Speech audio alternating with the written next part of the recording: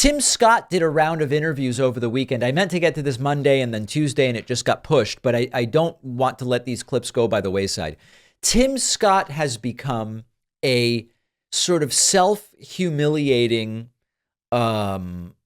yes man, essentially, around Donald Trump, similar to Vivek Ramaswamy, similar to others who have dropped out and have kissed the ring.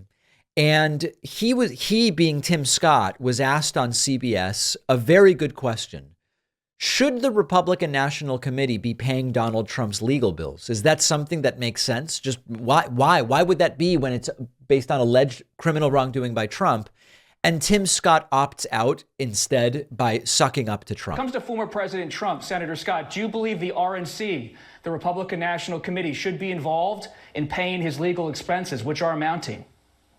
I can only tell you that without any question, when you look at the two-tier justice system that we have that I just reinforced, I think it's important for us to note that without any question, the American people are very concerned about how that would impact their lives. This is the Trump thing where he says, if they can do this to me, they could do it to anybody.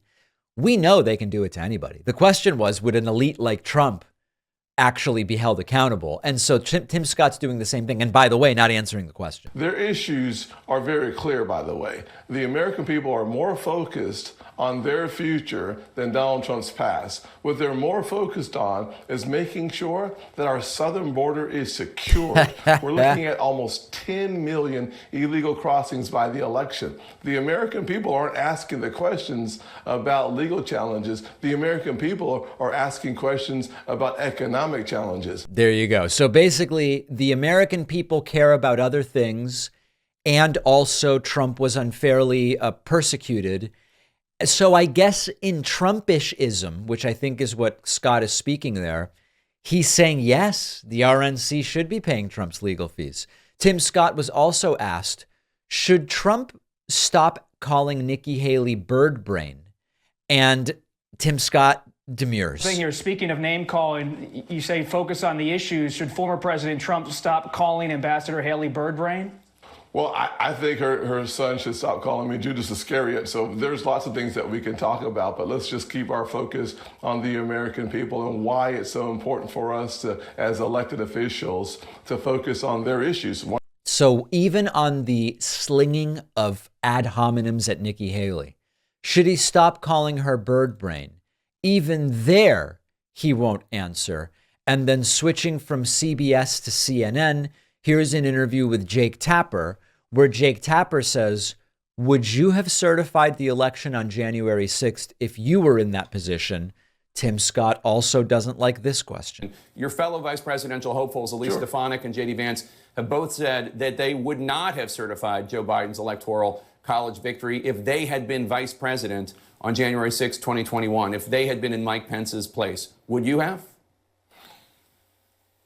I'm not going to answer hypothetical questions, number one, and I didn't know that I was a vice president hopeful. Thank you very much, Jake, for letting me know where I am on the scale. I'll simply say this, that having 4 more years of President Donald Trump means that we'll have low inflation, low crime, we'll have record low unemployment. We saw that happen for the first time, African Americans seeing unemployment under 6%, Hispanics for the first time under 5%, Asians under 3%. All right, so you get the whole thing. The question was about the crux of maintaining democracy, and he's listing unemployment numbers. Tim Scott, truly pathetic. He wants to stay close to Trump. He's desperate. He sees this as his opportunity.